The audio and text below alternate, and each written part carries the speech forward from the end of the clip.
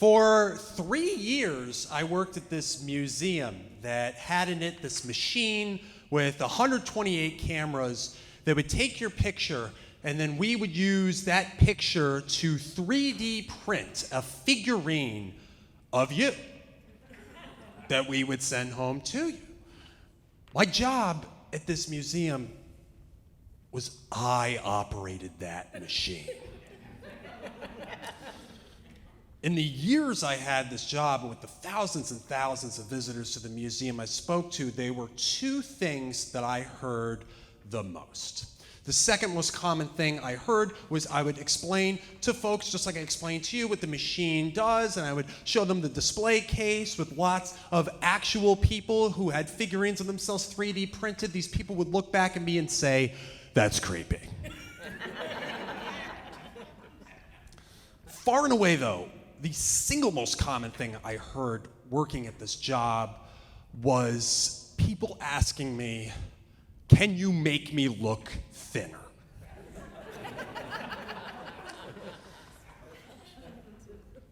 It was really something to have to deal with so many people's body dysmorphia, so many people who hated the way that they looked. And I understood this was a really intimate process, getting yourself 3D printed in an actual figurine. I understood this more than anyone, why this would bring out body dysmorphia in people, because a part of my job every single morning at 9 a.m. was I had to take a test photograph of myself. I began every workday seeing myself from 128 angles. Let me tell you, folks, this hairline is only going in one direction. That way. Every now and then we would have celebrities come into the museum, and every now and then some celebrities would actually get themselves into the machine and get themselves 3D printed as a figurine. For example, John Flansburgh and John Linnell from the band They Might Be Giants got figurines of themselves made. I'm seeing some faces here be like, "David, that's not, those are celebrities." To which I say, when you wear plaid and have worn glasses your whole life, the guys from They Might Be Giants are celebrities.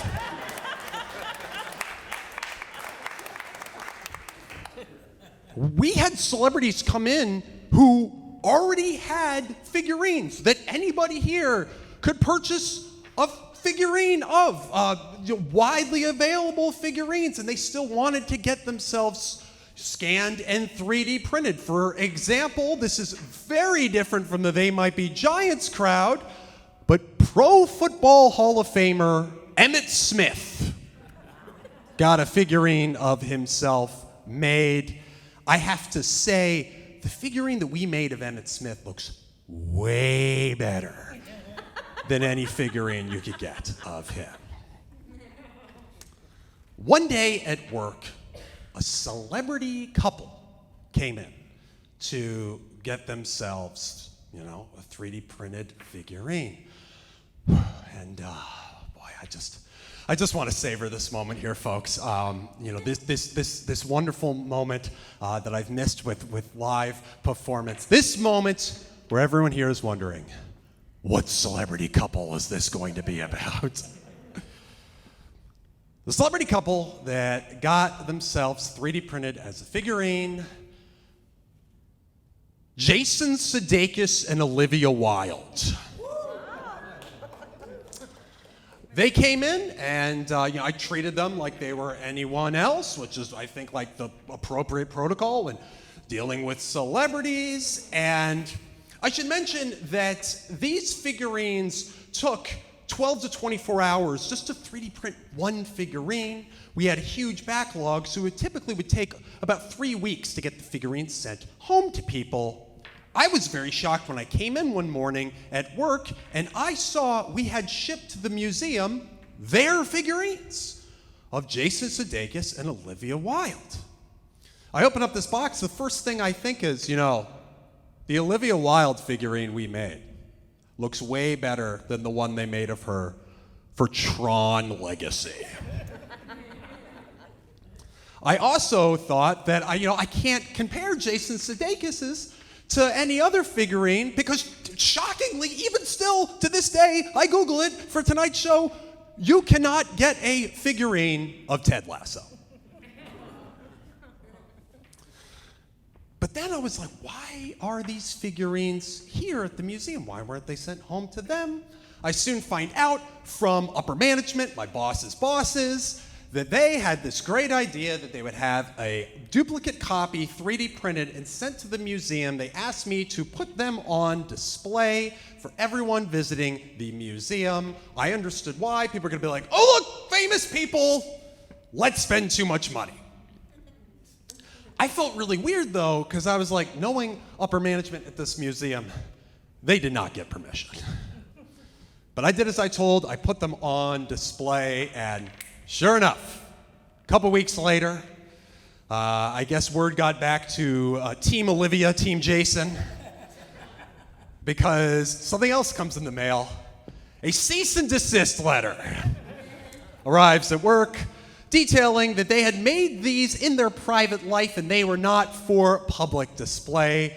I had to be the one to go into that display case, take them out, and put them in the closet at the museum. A lot of things ended in the year 2020. A couple of examples. Jason Sudeikis and Olivia Wilde got divorced. And that museum permanently closed. I really miss that job. It's one of the most unique jobs that I've ever had in my life. And I mean, Drew brought me up on stage by mentioning, yes, I used to be a Times Square flyer guy. I've had a couple unique jobs. But I really like that job in a lot of ways. But there's one really big thing that I don't miss about that job, which I will now revisit for all of you good folks. I don't miss having to tell people how much the figurines cost. Maybe some of you good folks here at the Artichoke tonight, some of you good folks watching at home, have had to be the face of a very expensive product before, and it could be tough. Because these figurines, I kind of buried the lead there, but they were all priced based on the size of the figurine per person. A small figurine was $130. A medium figurine was $190. A large figurine was $290. I got a lot of, gaping mouths, like, oh, like that's highway robbery. And of course, plenty of people who had no problem with these costs, and they would purchase figurines for themselves, their family. Someone proposed in the machine one time. A lot of cool things happened at this job. But the thing that really pissed me off was sometimes I would tell people the prices of these figurines, and someone would say something along the lines of, how come it isn't like $20? To which I had a very buttoned down, professional, I'm at work right now reply, which was, well, we have to take 128 DSLR pictures of you, composite that image, feed it into a 3D printer that takes between 12 to 24 hours to 3D print a one-of-a-kind, customized, in-color figurine of you. And that's why it costs what it costs. That was my I'm at work right now response to that question.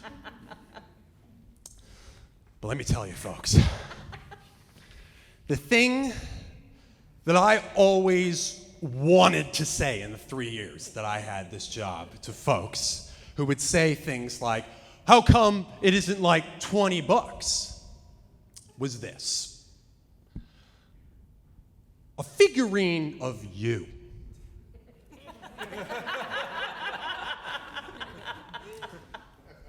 cannot cost $20. figurine of you must cost $130 because on planet Earth, there is one person who wants a figurine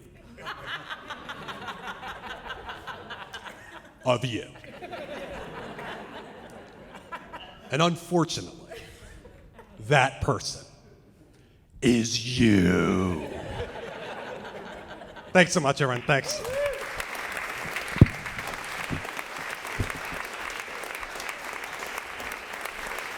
All right, David Lawson, everyone.